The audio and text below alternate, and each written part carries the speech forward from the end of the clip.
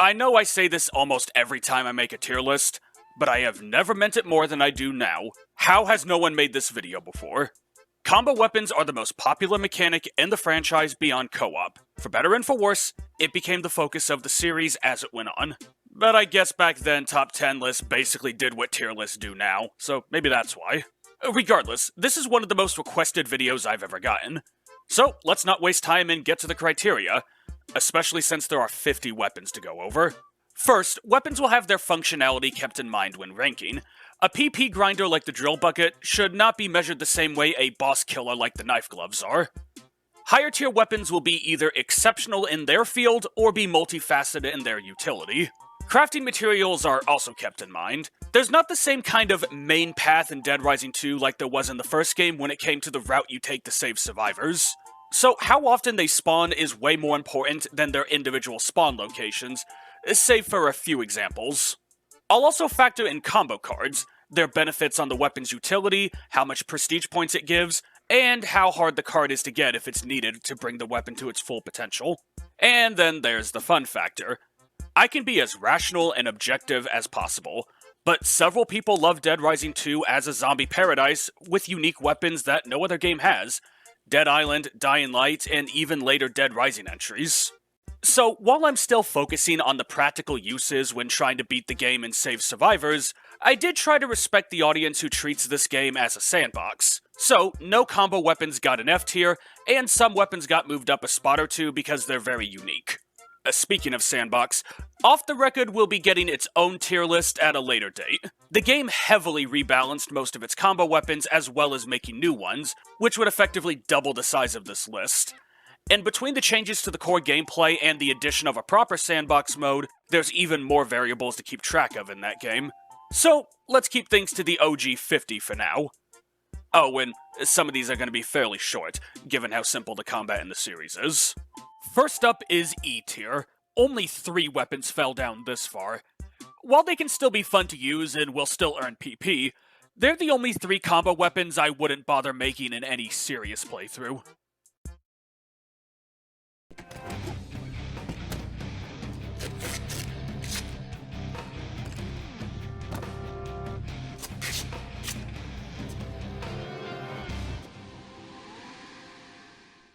Killer.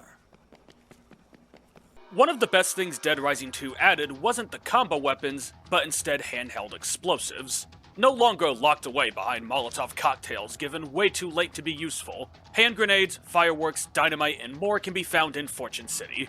And out of all of the craftable explosives, the sticky bomb is easily the worst. If your experience with the series is just Dead Rising 3 and 4, this ranking might surprise you given how busted it was in those games. But the first iteration of the sticky bomb kinda sucked.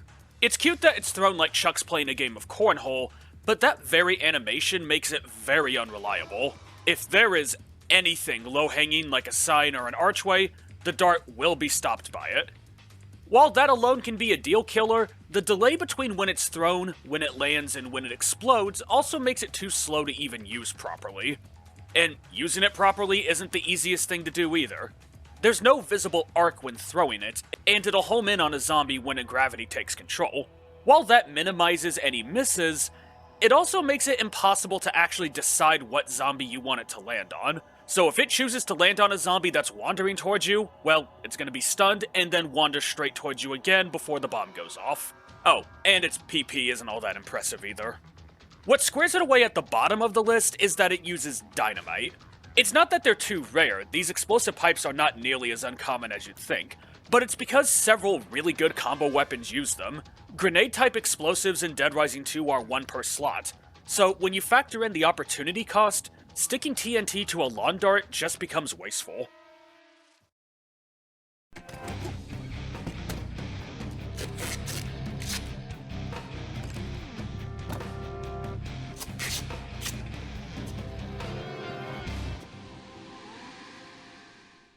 Perfect. One of the best things Dead Rising 2 added wasn't the combo weapons, but instead the gas zombies. They are the best game-changing enemy the series has ever introduced, and it's not even close. Having the health of a looter alongside maxed out speed and eyesight, it makes sense for the game to introduce a gun specifically to deal with them. You would think upgrading that gun to work on all zombies would be quite useful. You'd be wrong. Or at least very underwhelmed. While I respect the balls to claim a weapon is a super version of Doom's BFG, this tool does not deserve such a claim. Its blast radius is good, but a BFG should give something like the Tesla ball in terms of slaughter.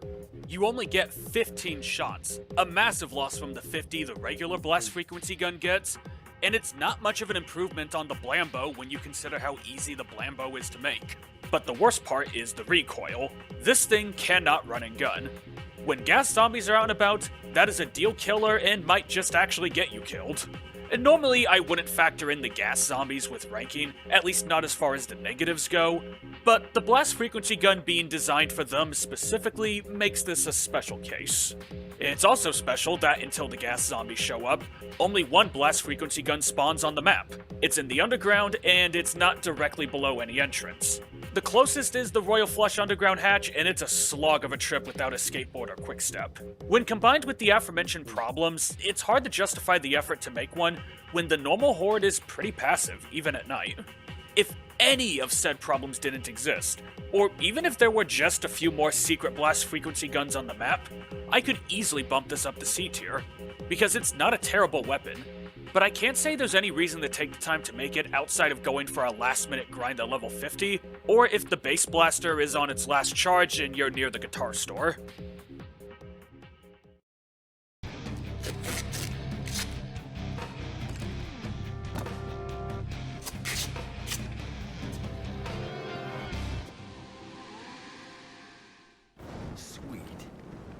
One of the best things, and I promise this is the last time I'm doing this bit, that Dead Rising 2 added wasn't combo weapons, but elemental damage.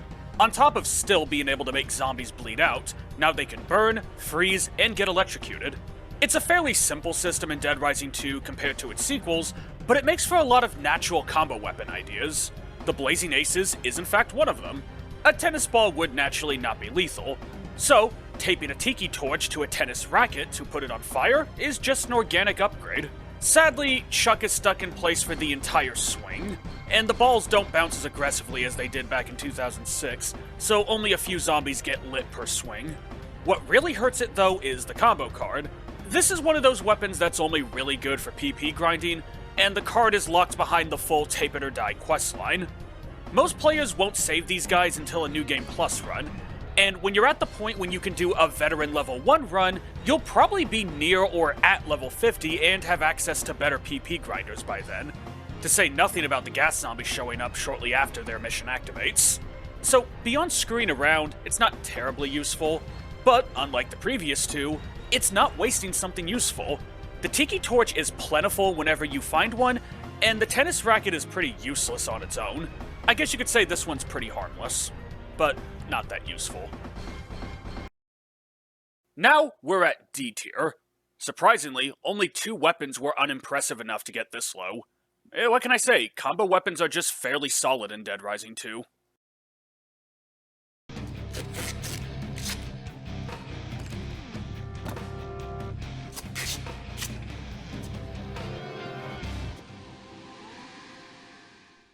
Cool. As gruesome and fun as this weapon is, you'll never go out of your way to make it. Both materials are too large to fit in your inventory, and the chipper can only kill 1 zombie at a time while moving, so it's not great for grinding prestige points. If you happen to be in one of the few spots where both components are naturally, and you're going to be using a wheelchair anyway, there's no reason not to make it. But there's also no reason to go out of your way to make it, beyond the increased durability over the stock wheelchair.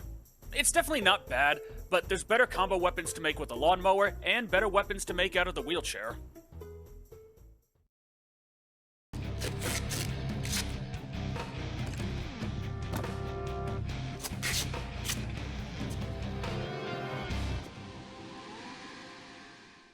Excellent.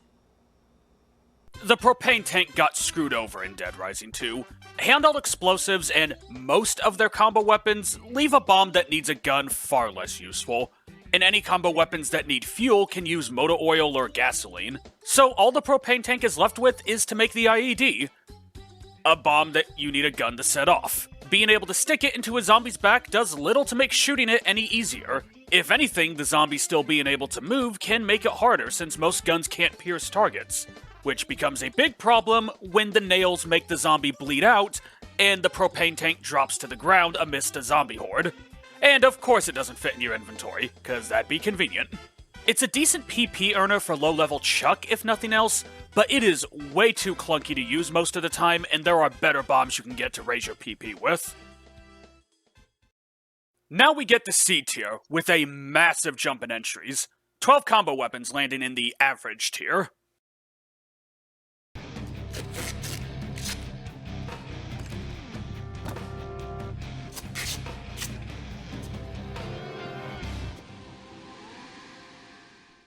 Good. Neither the football nor the hand grenade are as common as you might think. In fact, Fortune Park is the only place where both of these can be found in the same location. The Palisades Sports Store doesn't spawn any footballs, and the Royal Flush, while it has plenty of hidden dynamite, doesn't have any hand grenades. I guess they thought that easy building for a contact grenade would be too spammable, or maybe they intended the player to need the unlockable shortcut to stock up on them. To be fair, the Hail Mary does technically have the biggest blast radius of any explosive in the game. This makes it really good for leveling up even when Chuck's in the upper 40s, if you can get a good angle on a big horde. You see, that large attack radius and damage makes it dangerous for using near survivors, while still being too weak for a single-use item to justify using against bosses. So PP grinding is its best use. And while it's good at that, you'll need to throw it at the center of a horde to get a lot of kills, otherwise it'll just hit the first zombie in the front and half the horde just ignores the blast. It has that similar problem to the grenade launcher in Left 4 Dead 2.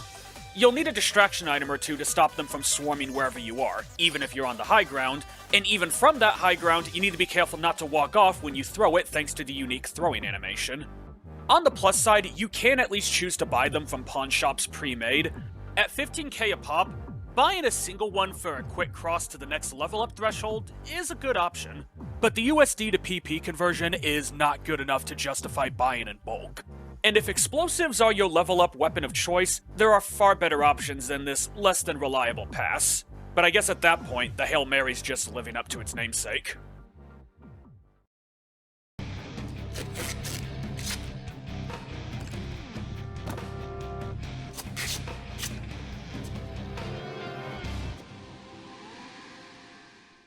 Well, all right. The drill bucket is a great example of why combo weapons are such a natural fit for the Dead Rising series. You could already put helmets and buckets onto a zombie's head to blind them, but now it can be used as a means to kill them. And putting power drills into it is a disturbingly plausible means of achieving that result. It's just an organic extension of the 2006 gameplay. Mechanically speaking, the drill bucket is quite the opposite of the Hail Mary. Power drills and buckets are fairly common, especially in the Royal Flush Plaza. It kills zombies one by one for its prestige points. It technically has 10 uses, but it breaks immediately on the last one, so it's really 9. You get the combo card so early, you may as well start with it, and the 500 PP per kill is pretty solid early game, but it falls off pretty hard by the time Chuck gets to his mid to upper 30s. It also has no effect on looters and mercenaries, although seeing them annoyed as they take it off is quite funny. It's honestly more useful in Case Zero than it is in the full game.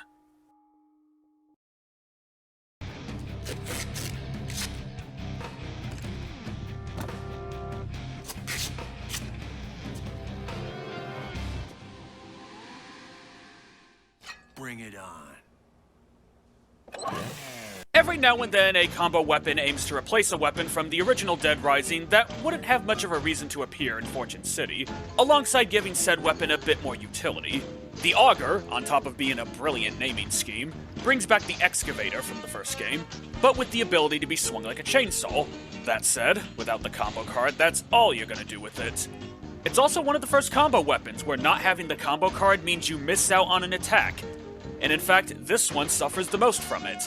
Without its combo card, it lacks any unique functionality beyond having slightly better range than a stock chainsaw.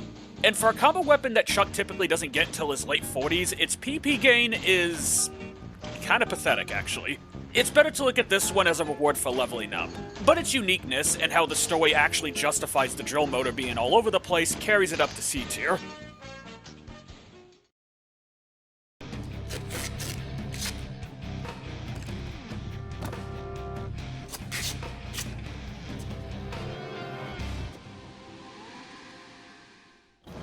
right on. This one is paywalled behind the wisdom dispenser in the bingo hall. That doesn't matter too much since the weapon's bugged and you can still perform the heavy attack without the combo card, but the fact that there's only one place to get the bull skull does hurt it. For what it's worth, this thing can be a decent boss killer, most notably against Chef Antoine and Randy, though you'll want Chuck to be at level 50 or have some quick step on hand to make use of it. It does also have the benefit of being a heavy weapon that you don't need to rev up, which is pretty rare among combo weapons. However, one downside it does have is a downside both the Moose and the Bull have. They have very large hitboxes, which means as you charge forward, you will probably always hit zombies even when you actively try to avoid them, which means that they go down very quickly, limiting their ability to be mobility tools. Now, for the normal ones, that's fine, that's balance, but it makes a combo weapon built out of them a lot less appealing. This is especially bad for the Burning Skull because, well, the fire can eventually burn them to death, but depending on how the zombie falls over, you might just end up hitting it a second time, requiring 2 hits of durability to kill a single zombie. It's objectively a fine weapon in terms of functionality, but this one was never a favorite of mine, and it's one of the only combo weapons I don't miss in Dead Rising 3.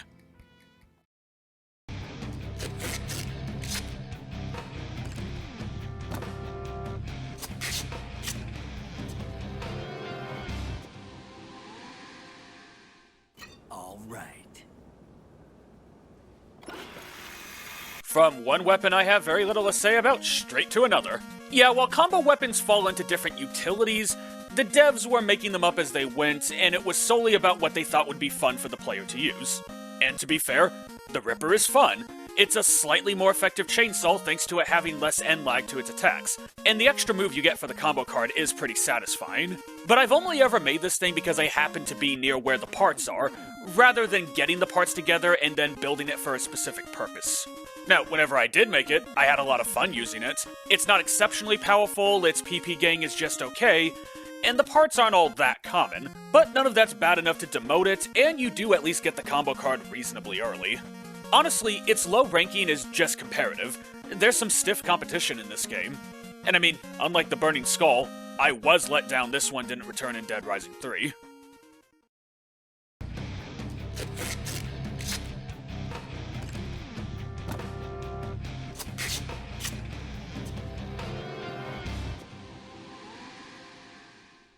Nice.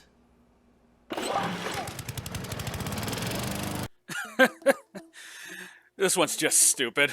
And not in a bad way, thankfully. It just turns the lawnmower into a proper melee weapon, and is apparently a reference to a New Zealand zombie comedy? I wouldn't know, but Capcom Vancouver definitely had a history for niche references during their run on the Dead Rising series, so I wouldn't be surprised. As an actual weapon in the game, it's too clunky to be used in any serious combat situation, unless you need an exceptionally inhumane way to kill looters. Still, you get at least some okay prestige points if you decide to build it on the fly, and with the combo card, it gives out a whopping 1,000 prestige points per weapon execution. That's 35,000 per item if said attack is used exclusively. That said, the combo card is a late game level up reward, roughly when Chuck's level is in the 40s, so its benefit as a leveling tool are pretty short-lived. But hey, at least the 2x4 is pretty common, so you can always just pocket some until you find a lawnmower if this looks appealing to you.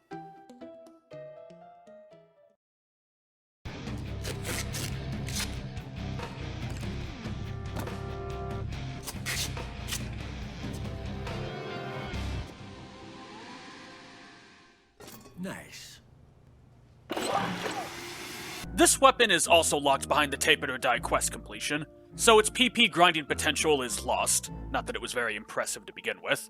But it's another great example of how combo weapons naturally fit into Dead Rising.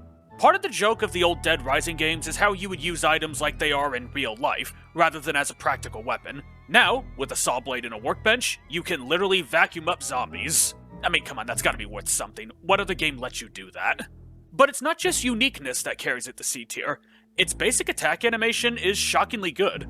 Its length gives it far more range than most melee weapons, which is especially helpful for a heavy weapon with a motor like the Exanguinator is.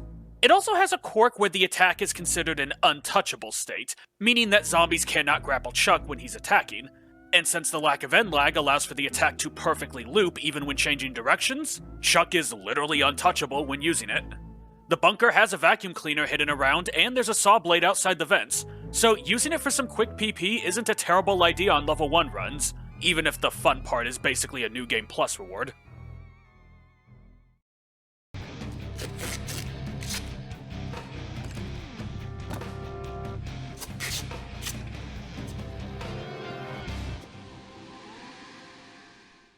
Let's do this. An interesting crowd clearer, though not a consistent one. When you blonkify a zombie, it will kill any zombies nearby, but whether or not it'll zap anything that shimmies on by after the initial discharge is a coin toss. How far it zaps is also unpredictable, which means unless you keep survivors very far away, it can hurt them. The Blanca mask isn't too common, but the battery is, and the mask does fit in your inventory. The Roaring Thunder itself, however, does not. So you can't keep one of these in your pocket till you need it. And given that at most you'll get 5 uses out of it and how easily it can hurt, kill, or make survivors defect, it's an unfortunately risky heavy weapon. It is a good PP earner up to a mid-level chuck, since there's a spot right outside the Slot Ranch Casino where it can be made, and there will always be a nearby horde right in front of the Royal Flush Plaza. But the lack of portability for a weapon you're only really going to want to use in very specific circumstances really holds it back compared to other heavy electric weapons. Blanca deserves better.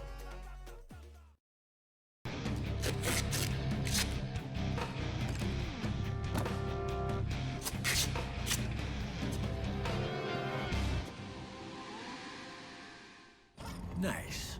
This weapon has an extremely helpful bug. The execution attack does not use up ammo, meaning you can use it indefinitely. However, the combo card that you need for that execution is locked behind level ups, and it's the second to last gotten. Personally, I've gotten it as early as level 45 and as late as level 49, 47 to 48 being the average. This means that by itself, you'll need to kill 170 to 250 zombies for a level up, since the execution earns 1000 PP. So when Chuck's near maxing out, it's actually a decent way to close the gap, especially if you're on New Game Plus and haven't maxed out yet. But as for its regular use, well, your first instinct might be to try to kill a boss with it. It has the potential to be a boss killer for sure, but it's not very reliable since you drop it whenever you get hit, and it's pretty slow to fire. But if you're willing to use it at the start of a battle, you can get some cheap damage and then switch over to a more reliable tactic. And since the spears don't bounce around, it's a fairly safe way to hurt bosses without hitting any nearby survivors, though that mostly only matters for Randy. It'll also instantly kill mercenaries, but you'll need to get the jump on them or else you'll drop it the moment they shoot you. Surprisingly, its best use is against zombies. The first instinct might be that it's total overkill, but not only can it pierce through more than one zombie, it hits them with such force that it'll knock them to pieces and knock any nearby zombies down to the floor. So it's a shockingly decent way to clear the path. Its PP gain may be middling in practice, but there's enough uses for it to justify the occasional build. Honestly, its biggest downside is that its parts are seldom nearby, so you might be better off making a trip to the pawn shop instead.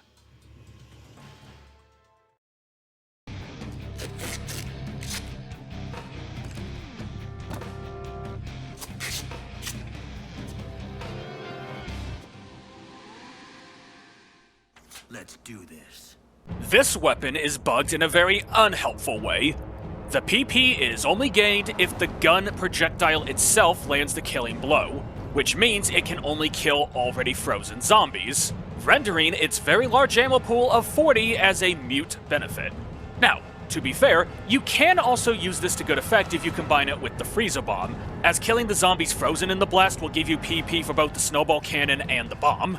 But that's also true for any combo weapon you use alongside the Freezer Bomb, and against human enemies it's outright useless. That can actually be weaponized to the player's benefit, however. Since it won't harm your survivors, you can use it to safely free them when they're grappled by zombies without causing too much damage. Just be careful, if you directly hit them, it will contribute to defection. You can also get the combo card fairly early for what it's worth, so even with that bug, it might be a decent way to level up an early game Chuck.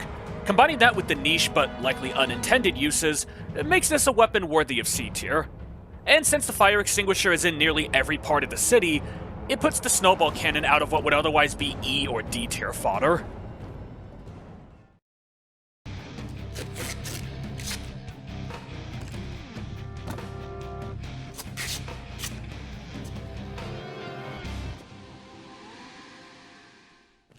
Sweet. The air horn's really tricky to rank in the original Dead Rising 2, because it's really good at what it does. It earns a whopping 500 PP a kill with its combo card, and it's gotten as early as level 7. So it's an early game PP grinder that doesn't completely fall off as Chuck rises in prestige. It can also draw zombies in, helping deal with its really pitiful range. And as it just so happens, the arena, a very small location densely packed with zombies, has enough components to always make 2 of them. The problem is, that's when it works properly. Sometimes zombies just won't die, no matter how long you hold it on them. Which could be forgiven, but it's tied with the hacker for the worst durability in the game. This thing breaks after 7 seconds of use. Now, granted, that can be prolonged with cherry tapping, but the unreliable hitbox and kill confirm will screw you over. It does work better against the gas zombies, since their weakness to sound renders them more likely to pop at the press of a button, but you are grabbing the devil by the horns if this is your tactic against them. It does have one area it outperforms most weapons: mercenaries. And looters, but they're not as important here. The air horn has the potential to instantly kill a mercenary, making it one of the most useful weapons during Case 3-2, since the Royal Flush Plaza also has the components to build one. This, combined with what I brought up, makes me comfortable saying that a high C tier is appropriate for this incarnation.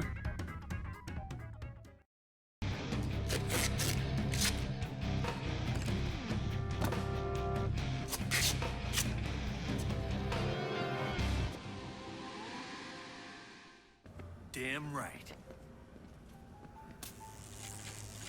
The electric chair is a better handy chipper and a better roaring thunder.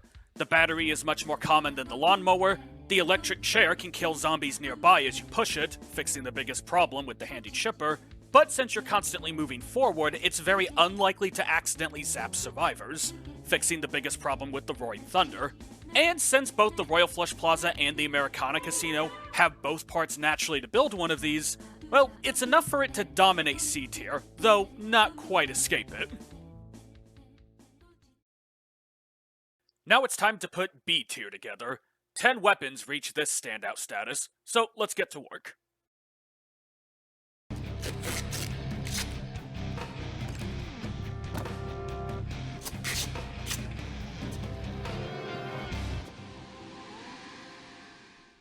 Perfect. I'm sure there has to be better ways to build a shotgun, but that's what the gem launcher is. A giant makeshift shotgun. If fitting, given that in Dead Rising gems are used like a makeshift shotgun in the first place.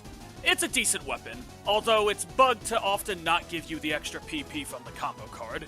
Even so, it's a decent crowd clearing option if you can avoid getting hit. The 50 shots it has is what carries it out of C tier, and it would be higher in B tier if it gave 150 PP per kill. But at the end of the day, it's a shotgun you need to rev up, making its boss killing potential limited and its mercenary kill power just a theory.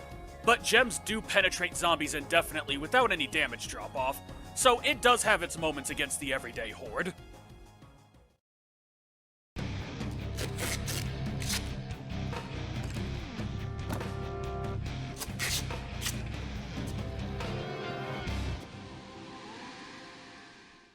Good. In a vacuum, the Molotov cocktail is only okay. Its blast radius isn't the most consistent, as sometimes zombies just won't catch fire. Its damage against bosses is alright, but nothing impressive for a single-use explosive. But it does have a very strong use early game. Since queens don't appear until about a third of the way into the game now, having a means to kill a horde of zombies before then is a premium. Whiskey spawns in every place besides the Royal Flush, and newspapers spawn everywhere but the Yucatan, so it's one of, if not the easiest combo weapon to build, which, by extension, makes it Chuck's most disposable means of crowd control. And its PP per kill isn't half bad at 350, assuming you can actually land it on a large crowd. Unlike a lot of combo weapons that specialize in the early game, the Molotov carries that perk into New Game Plus, since queens don't become available any sooner. The queens are still better when you can actually get one, but that's not always a luxury you have in Fortune City.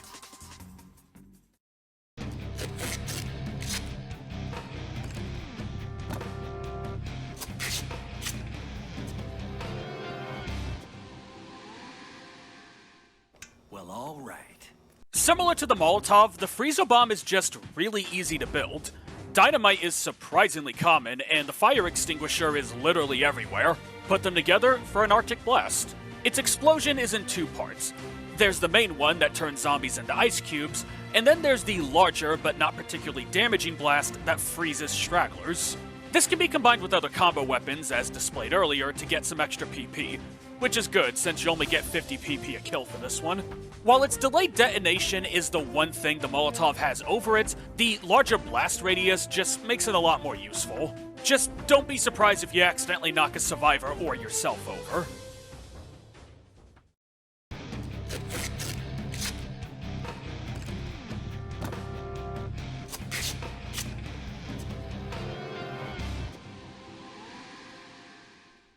Damn right. This feels like something a boss in Lollipop Chainsaw would use. But through the power of duct tape and creative liberties, you can kill zombies by playing a guitar. Man, I just miss when combo weapons did stuff like this. It works like a weird in-between of the blast frequency gun and the air horn, so sometimes zombies will be knocked back, sometimes they grab their ears in pain, and sometimes their head goes pop. It does work more consistently against gas zombies, who are weak to sound, and unlike the air horn, the range on this thing isn't so pathetic that it's a suicide tactic to do so.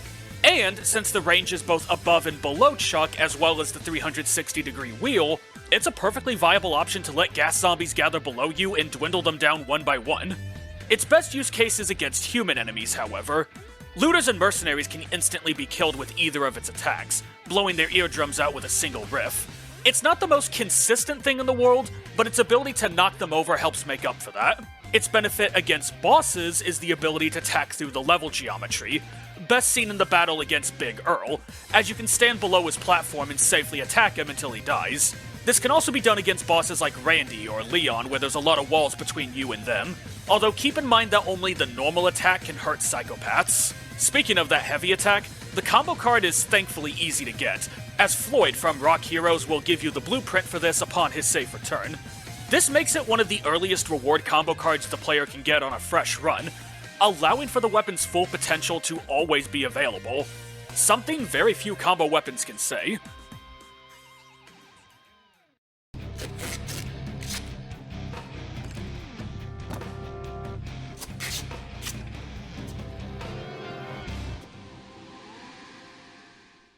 Let's do this. The expansion of distraction items was a welcome addition to Dead Rising 2, so it would only make sense that you would be able to turn some of them into lethal weapons with the aid of a little duct tape. Sadly, the Heli Blade just does not work properly in the 2016 ports. Its inability to reliably cut off limbs, let alone kill zombies, was already a problem in the OG version. But with the broken physics of the ports, it means that a zombie corpse can now take multiple hits off a copter as it falls over. This is a shame, because its impressive 50-hit durability will often only result in about 6 kills. But putting that aside, the weapon is, fittingly, a double-edged sword. Being able to draw in zombies and get kills makes it a set-and-forget weapon, something you can't really say for most combo weapons. However, the Heli Blade being used as a way to gain PP actually ensures its destruction, when what makes the toy helicopter the best distraction item is that it can be activated beyond a zombie's reach, allowing for an endless distraction. So by design, it doesn't play into the strengths of the base weapon. It's one of, if not the only combo weapon I can think of that I wouldn't call a direct upgrade to its original version. If the decapitation feature always worked, it would be A tier, easily. But as it stands, especially if you have a version without the borked physics, the ability to increase the durability of the copter and gain PP is good enough for B tier.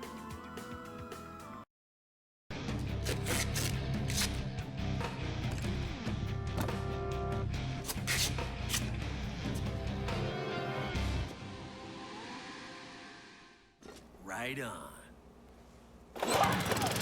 Sometimes you need to put on your happy face with malicious intent.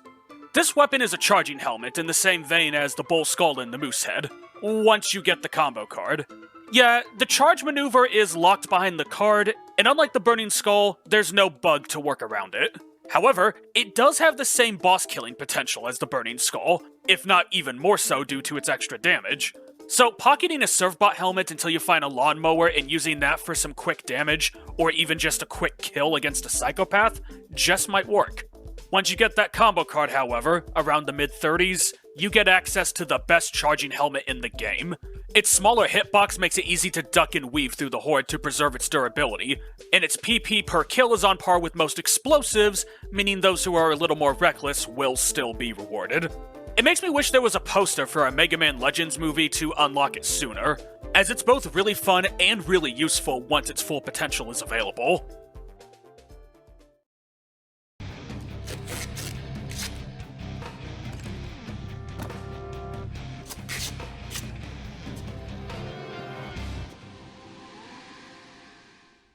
Wicked. The hacker as a weapon is only so-so. It's an improved version of the stun gun from the original Dead Rising, thanks to electricity being able to travel between zombies, allowing for it to easily dispatch of hordes. But the downside of being a sitting duck while using it still applies. It's a decent improvised boss killer if you're willing to cherry tap it, with 2 of them being able to nearly or outright kill a psychopath. And it can instantly kill looters and mercenaries, though not as seamless as it would be in Off the Record. If you can get lucky, the corpse can actually carry an electric charge to another enemy. Of course, none of that is why people use this. Put this next to any slot machine or ATM, and it'll earn you 4 times the money that breaking it through brute force would. Now, to be fair, you don't really need the grind money in Dead Rising 2. You only need a total of $100,000 to save the gambling trio, and there are plenty of survivor missions that can get you that, and the $1 million you get from them is more than enough for any future survivors. But if you're having an off playthrough, or you just need some quick cash for a purchase, building one of these and getting 10k from an ATM is a perfectly fine option. And no other weapon can do that for you.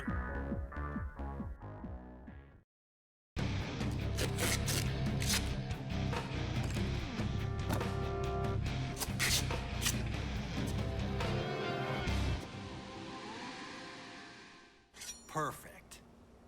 It's a knife on a stick. It's gonna be good.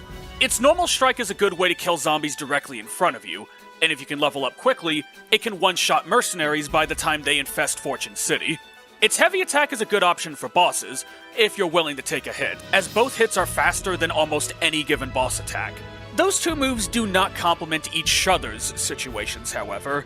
The opening strike has too much ending lag to make it possible to follow up or escape from a boss, while the heavy attack will hit more zombies than necessary and break the weapon way faster than it needs to. Still, it is a good weapon. In fact, it's the first really solid all-arounder in Shuck's craftable arsenal, especially since it does earn good PP for a low level, and you get the combo card when Shuck is still in the single digits. With the machete not being too hard to find and the broom being everywhere, the pole weapon is a taste of things to come for this tier list. It also deserves a better name.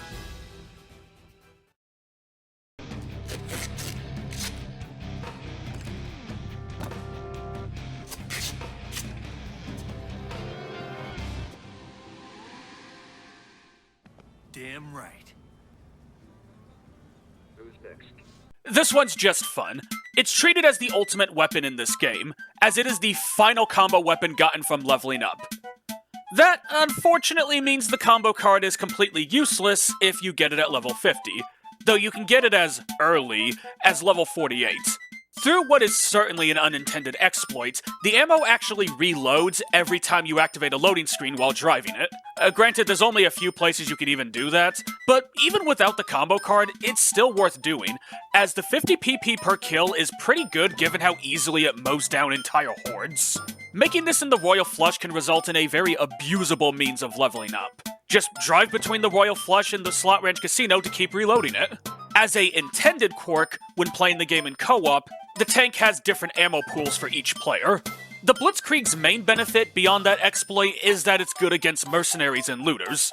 But not for the reason you'd think. You don't need to waste ammo on them, as the wheelchair itself counts as a vehicle, and therefore running over them is a lethal attack, allowing you to save ammo for the zombies to get PP, as well as laugh at how stupid it looks.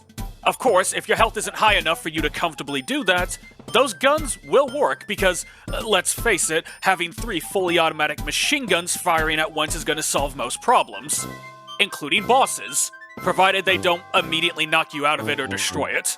It's going to be a short fight one way or the other. It's not the easiest thing to build, as the automatic weapons are not common in the slightest, and you need to build an electric chair in the first place. But it's a decent PP grinder without the combo card, it's a fun reward for the post-game, and it has some weird but very useful moments.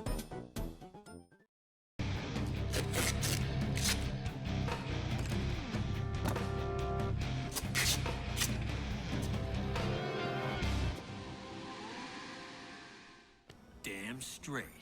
This weapon is the king of B tier because it's a horde clearing explosive that you can put in your inventory and you get more than one use of. Why it's not higher is because of its limitations. The blast radius is on the small side of explosives and it doesn't earn a lot of PP, but both of those are fair, it's the only explosive with ammo. But while the dynamite is fairly common, the bows and arrows aren't. There's only 3 places that naturally spawn them, barring some secret location I've somehow missed. And buying these from a pawn shop will run you 40k a pop, so they're not cost effective. And only getting 10 arrows means you have to either be picky when you use it, or you have to give up a good deal of space for more than one. Using them against mercenaries or psychopaths is interesting. So aside from the PS3 version, Blambo arrows explode on impact if they hit a target that's not a zombie. However, its blast radius and the fact that most bosses love to rush straight towards you means this is a fast way to knock yourself over.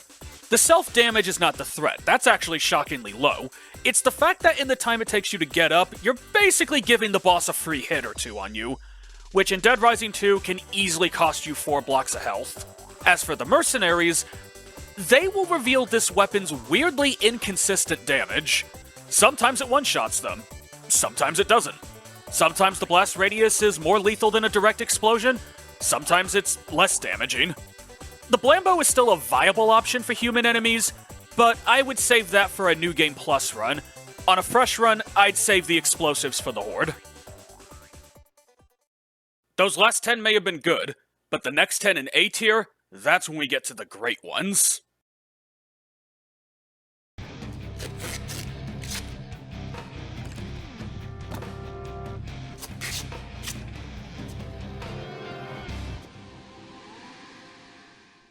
Sweet.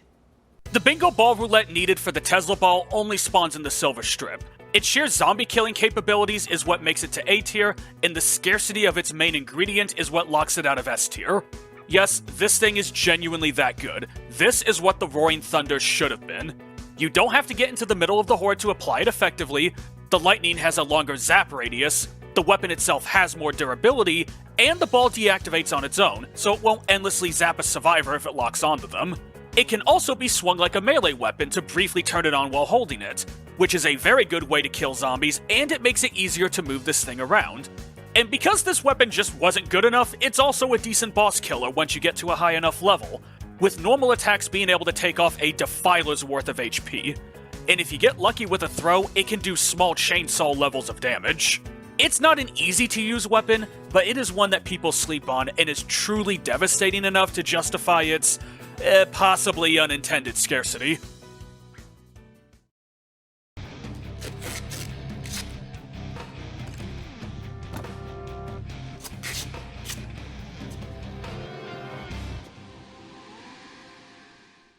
Badass.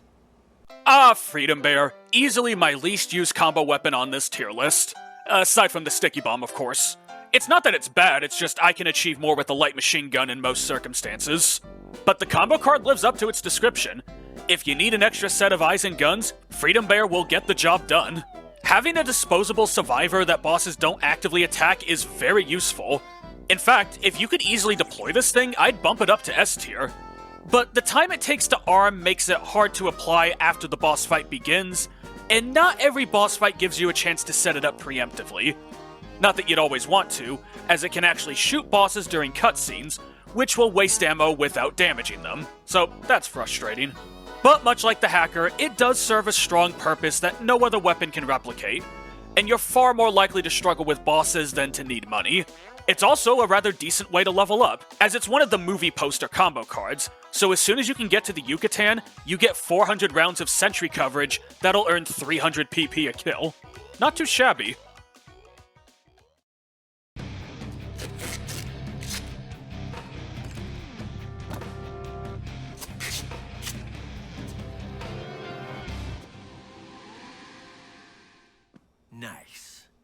While the Fountain Lizard itself is harmless, it is the only truly reusable distraction item of its kind, on top of lasting for an impressive 30 seconds. From needing to safely talk to a survivor, to setting up hordes for combo weapons, the Fountain Lizard is a good call for those longer distractions. Its most prominent use is for Bibi Love's mission when she requests an audience. And very conveniently, Dean will spawn right next to a location that lets you build one just before One Hit Wonder activates. If the Fountain Lizard could withstand a bit of damage and be used for multiple combo weapons, it would probably make it up to S tier. I'm sensing a pattern here.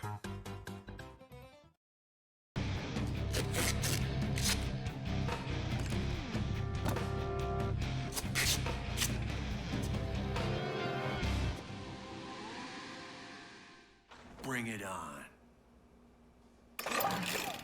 Chuck doesn't get the combo card for the Parablower until his late 30s. So why is it this high? Simple. Its attack is really fast. It's just a quick jab that takes out any zombies in front of Chuck. The only place you can easily build it is the food court in the Platinum Strip, but its lack of any end lag, the 50 hit durability, and the 150 PP per kill, even without the combo card, makes it a good early game PP earner. And once you get the combo card, Chuck will have more movement speed as well. So not only do you get the execution attack, you can actually use this to help escort survivors, since the attack is quick, precise, and has good range. It's not particularly reliable against mercenaries or psychopaths, and the components are not quite common enough, so it's not going to make it to S tier, but it is way too useful against the common zombie to relegate it to B tier.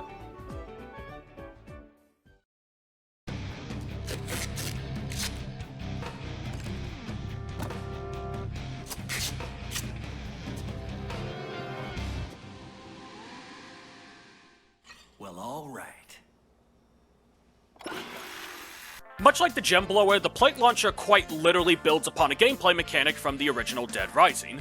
Whereas Frank could fling plates like a machine gun, Chuck can build a proper plate machine gun. And the Plate Launcher is much better than the Gem Blower. It gives more PP, the combo card actually does something this time, and it gives 60 rounds per craft. Its combo card is locked behind Tape It or Die, but only the first mission, and it actually rewards you with a finished weapon for bringing Wallace the parts. The plates break apart upon hitting a zombie, and the shrapnel is every bit as lethal as the initial plate, so this really is just a better Gem Blower. And if you can line up zombies to take several out per shot, it's a better spear launcher too. Not the best improvised gun Chuck can make, but it's the one that is the most justified in requiring a motor.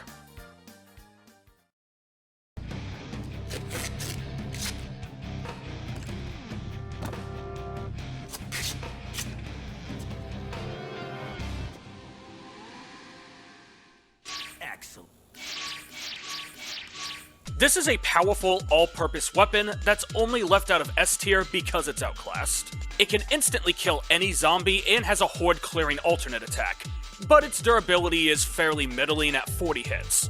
You can get the combo card from the movie poster in the movie theater, so its 300 PP on its heavy attack is quite useful, but there are better melee weapons for grinding PP. It's a good boss killer, but there's faster options for that. The same for dealing with mercenaries and looters. Its real unique strength is how easy it is to build, since gems and flashlights are very common materials. And while it may not be the best at anything it does, it is still good at everything I brought up.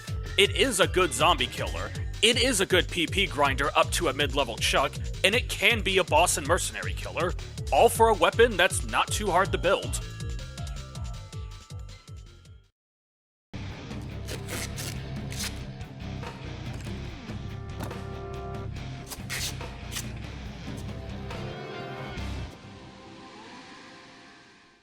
All right.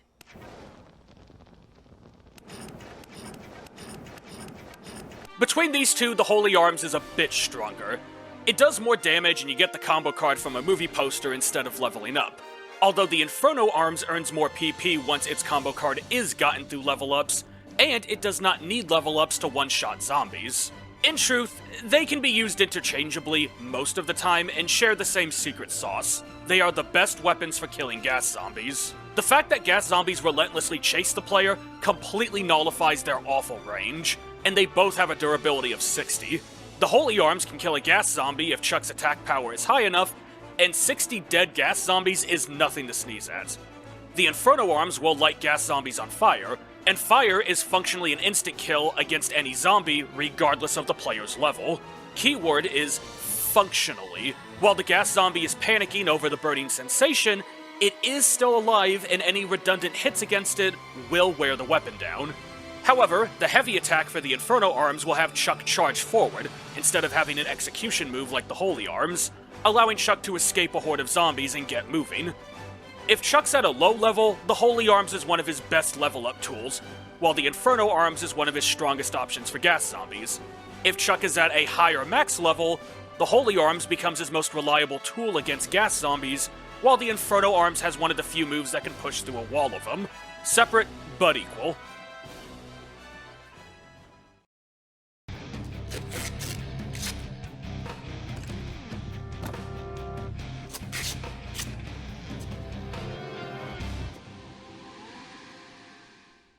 Yeah. If we're going just by the stats, the knife gloves are the strongest weapon in the game. They have one of the highest attack values and are very fast for an almost unmatched DPS. And at 60 hits, they're some of the more durable combo weapons to boot. To most, they're the best weapon in the game because they can one-shot most enemies and quickly kill bosses. But if you're new to this channel, I'm not like most people. Something that works against these is that the knife gloves need the combo card to have any crowd control options, as without the right hook, the makeshift claws can only hit what's immediately in front of Chuck. And even then, that extra damage isn't important against anything besides bosses and maybe mercenaries. You see, all that matters with zombies, gas zombies, looters, and the mercs are ultimately three things. At what level does Chuck need to be able to one-shot them? How fast can it attack, and how safe is it to use? The knife gloves does great in all those categories, but it doesn't realistically do any better than the pole weapon there.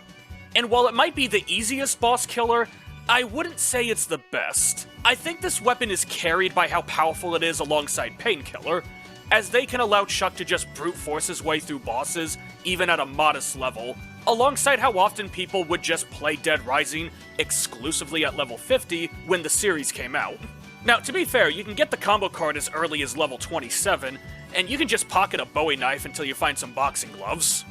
But as you get better at the game and experiment with other combo weapons and even other base weapons, the DPS that makes the knife gloves stand out becomes less and less impressive.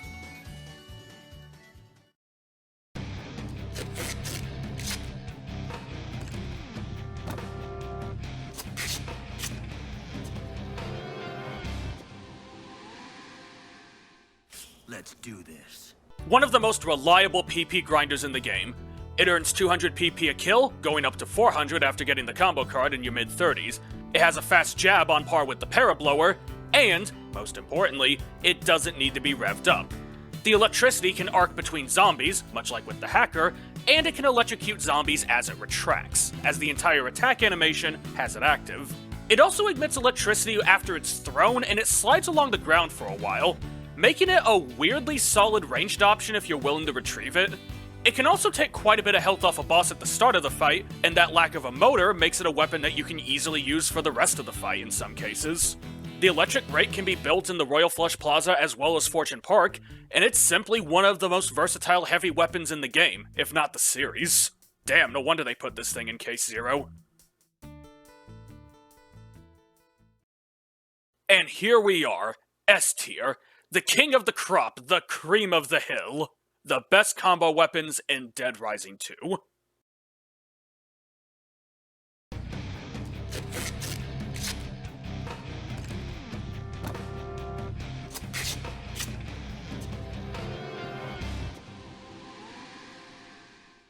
Cool.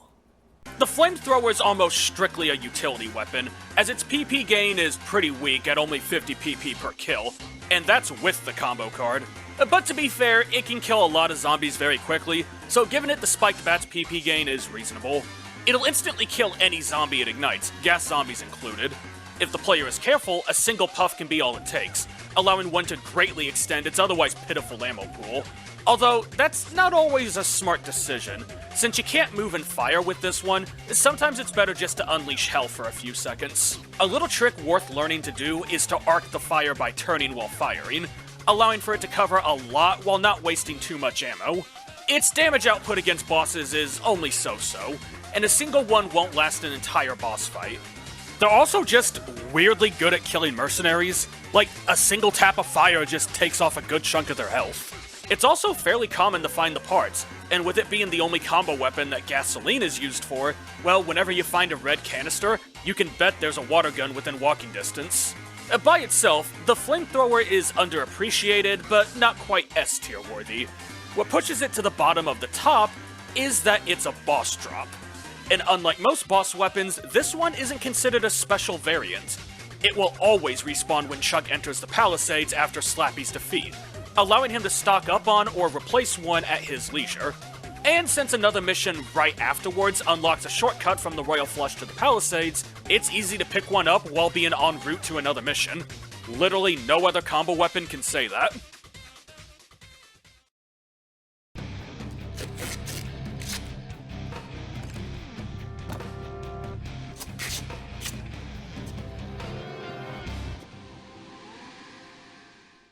Bring it on.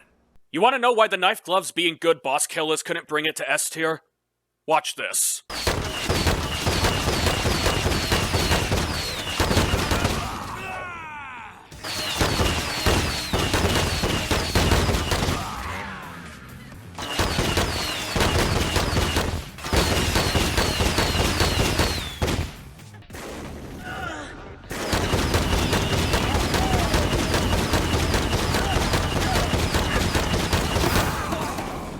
Yep, the rocket launcher just melts bosses with blind fire.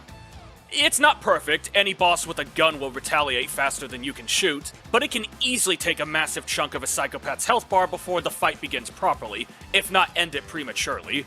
And it's another weapon that doesn't need a motor, so you can pick it up and fire it away when or if the boss gives you a chance to. Just be careful around Randy so you don't accidentally hurt Danny. As a PP gaining weapon, the opposite approach works much better. Fire off shots rather conservatively to not waste too much ammo. The flight path and blast lethality is very unpredictable, but aiming at densely packed zombies can allow multiple kills per rocket.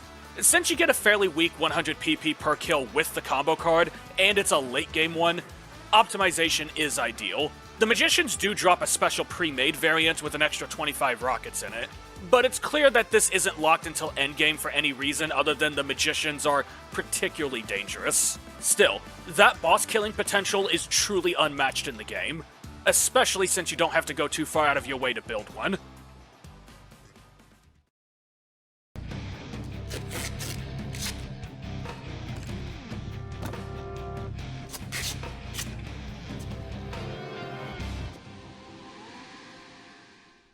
Let's kick some ass.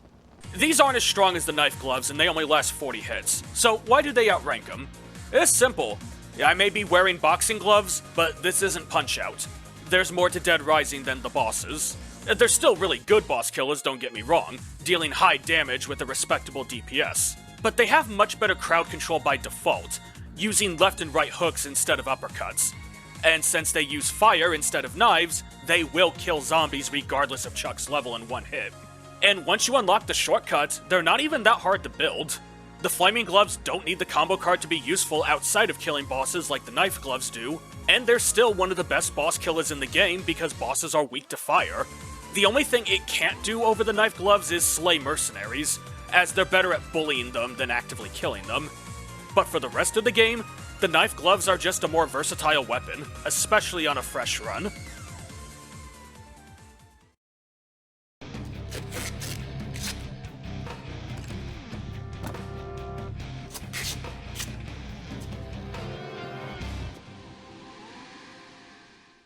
Bring it on.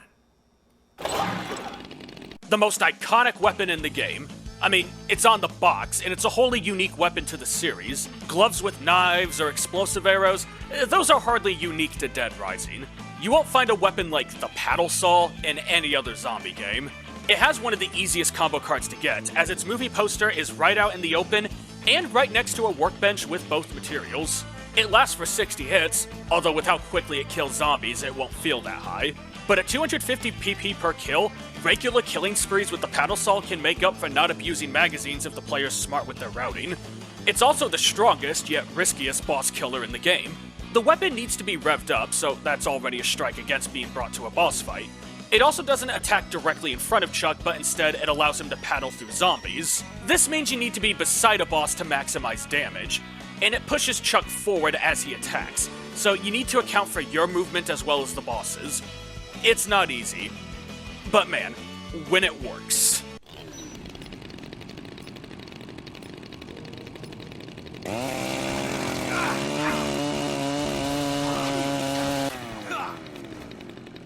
And the paddle saw just can't stop winning.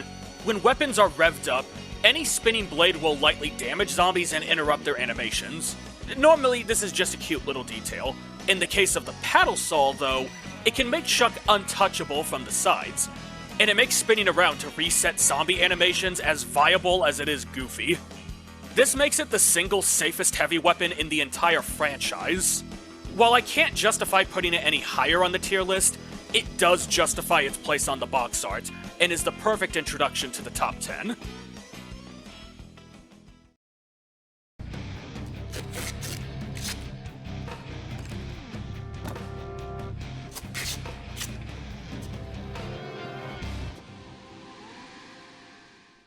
Well, all right. Chuck's most basic and reliable combo weapon. It may as well not give PP for how little it offers, but that's its only real downside. It has solid range, it attacks fast enough, and it does good damage even at a low level.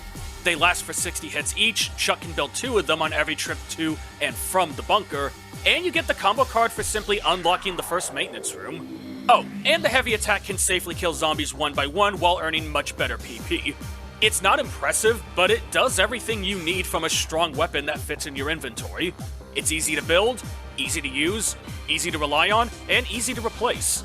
If you've played Dead Rising 2 at all, your experience with this one will speak for itself. Besides, Dead Rising 2 is as good as the Spike Bat's gonna get, so enjoy it while you can.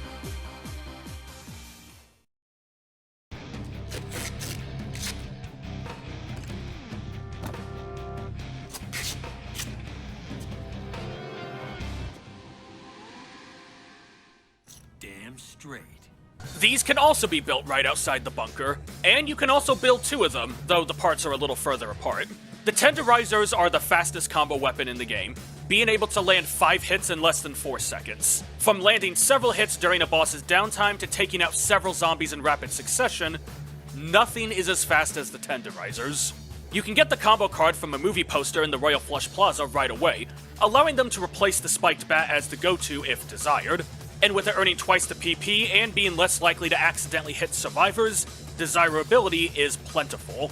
It's also a good boss killer. The boxing weapons have a unique ability for Chuck to attack punch-out style in aim mode. It's more of a novel detail than anything else most of the time, but it actually helps the Tenderizers better pace themselves during a psychopath battle. These spiked knuckles can actually be too fast sometimes, to the point where the boss might still be in a recoil animation and attacks can pass through them. Yes, they are genuinely that quick.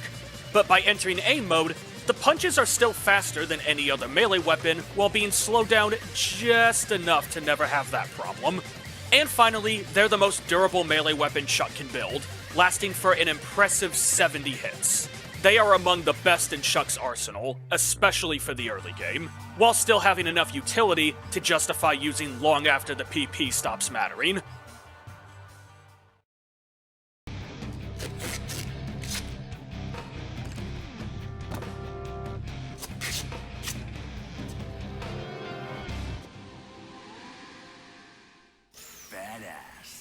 The driller attack is exactly like the power drills, meaning it has virtually no starting lag, ending lag, or combo finisher.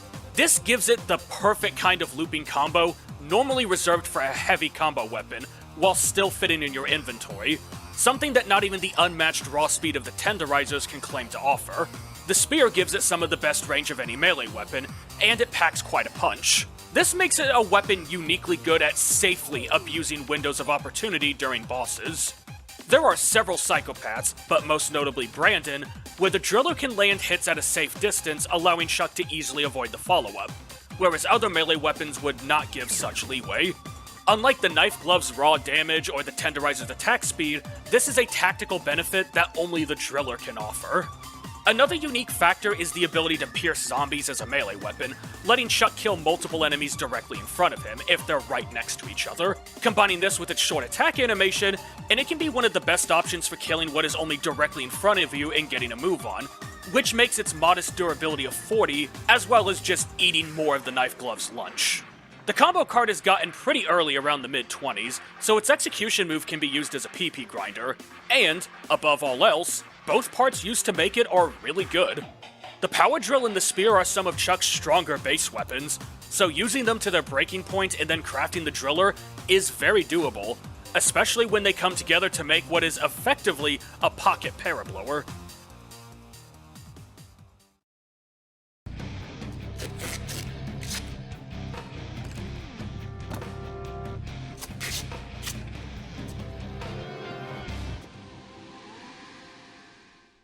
Nice. The best zombie grenade in the game.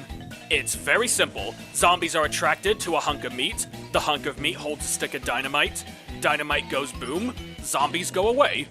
While a queen is still preferable, a hunk of meat can be found on any zombie randomly lying around. You can just pocket it until you find some dynamite, or vice versa given how disturbingly common dynamite is. It can move zombies away from an area you're trying to get to, and then take them out of the game outright. Oh, and for some reason it gives 1,000 prestige points a kill when you have the combo card, making it one of the best PP grinders in the game. Given that was cut in half and off the record, I'm willing to bet that was a mistake. But it does mean that a horde of 20 plus zombies just became a free survivor escort's worth of PP.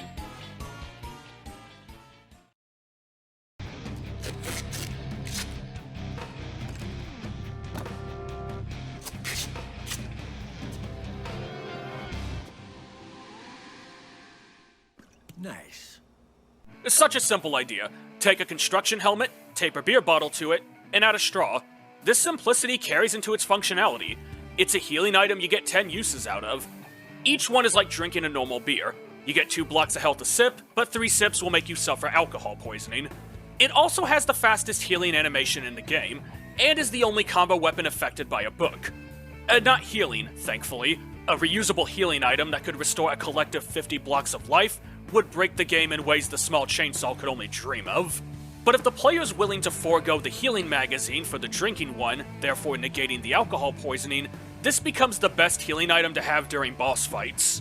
Chuck can easily go through 3 sips in the time it takes to down a single mixed drink, but that tactic is only useful if the player won't immediately start vomiting. But unlike the other helmet weapons, this fits in Chuck's inventory, so you can still swap between this and your normal weapon. It doesn't earn much PP, and it cannot attack at all, but nothing in the game can replicate the beer hat's utility. It makes healing during boss fights safer, and it allows the player to recover small losses of health when escorting survivors, saving the OJ and pizzas for them. And, most importantly, like all helmet weapons, it appears during cutscenes.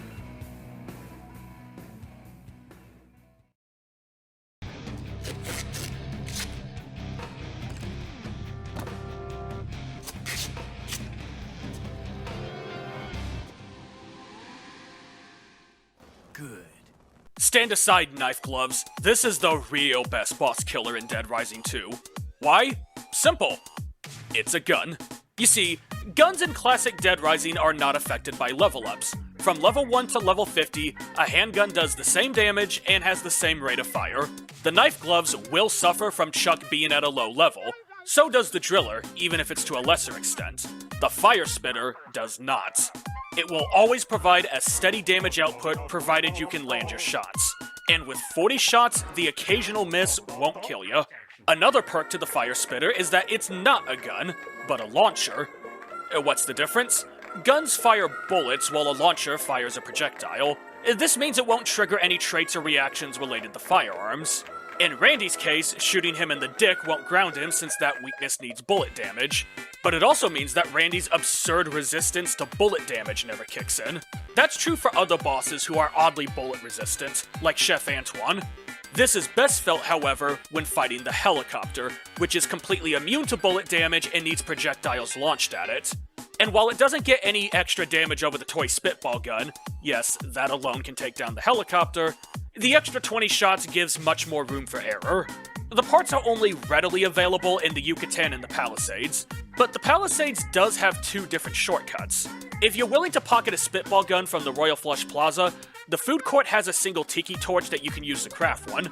Chuck also gets the combo card pretty early, often no later than level 20, and that 400 PP per kill makes it a solid level up choice if the player needs a little bit of an extra boost.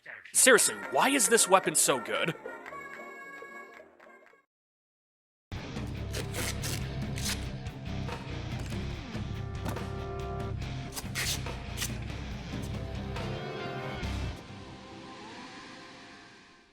Well, all right.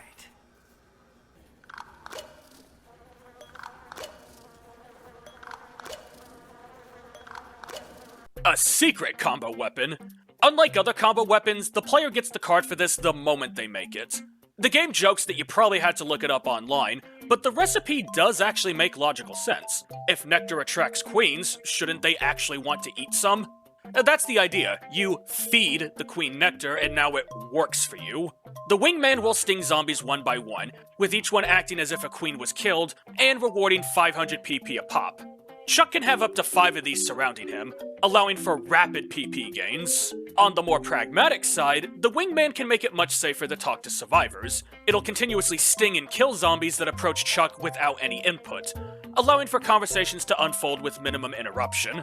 Once a zombie is stung, it's considered dead. This will be very helpful in situations like Dean, as he won't waste time shooting them. It can also help when saving the 2 military soldiers. While the wingman cannot reliably kill gas zombies, it will stun them for a long time and it can re-sting them once they recover. And then there's the bug. And no, I don't mean the one in the jar. If you're holding a gun that uses the shotgun's idle animation, then for some reason the wingman never wears down. My guess is that each wingman has an ammo pool for how often it can still sting, and something about this weapon type overrides the check for how much ammo is left. But regardless, you can abuse this if you want to, from being untouchable to common zombies to leveling up effortlessly. At least until a boss fight starts.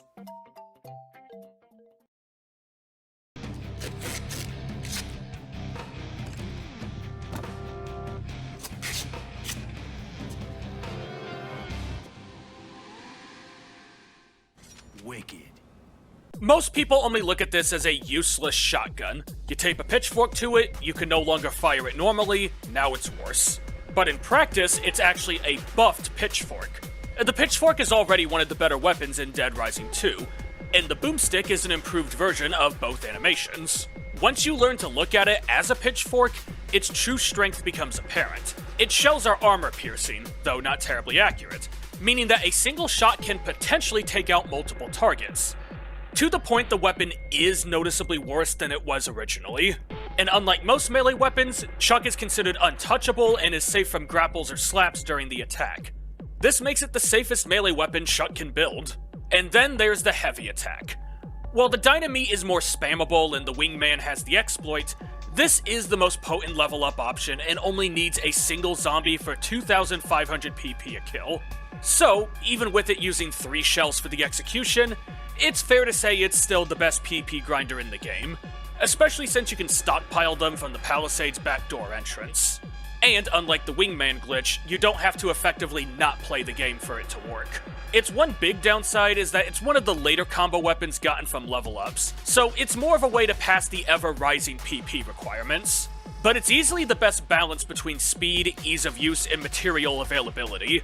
And unlike almost every other combo weapon that specializes in earning PP, this one has moment-to-moment uses thanks to that horde clearing potential.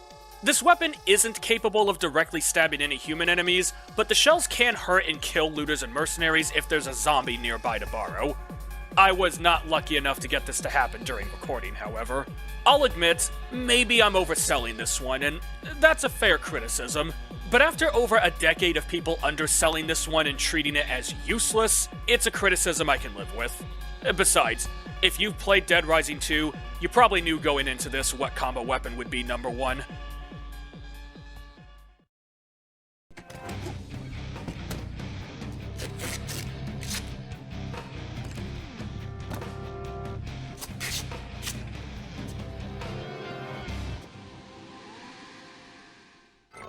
Sweet. The Defiler can do just about everything except top-tier PP grinding, and even that it's not bad at. Unlike every other combo weapon, it can use half of its heavy attack without the combo card.